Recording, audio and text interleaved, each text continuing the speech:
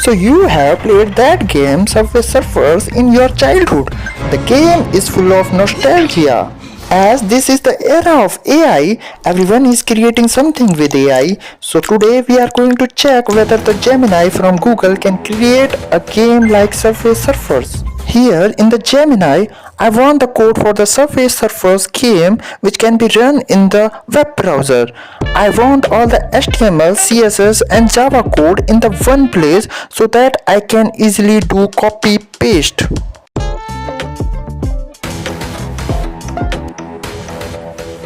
Trash. This thing is totally trash. The Gemini gave me terrifying result. It just have created some boxes. There is no police character, no railway tracks, no coins. This does not even look like a Subway Surfers game. So I asked the Gemini to add things like Subway Surfers game like dog, police, coins and railway tracks which can give it the feel like Subway Surfers game.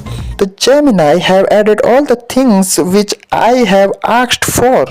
But the game is lagging, it is not feel smooth, it is not optimized. I went to Gemini and asked to make the game smooth and more optimized.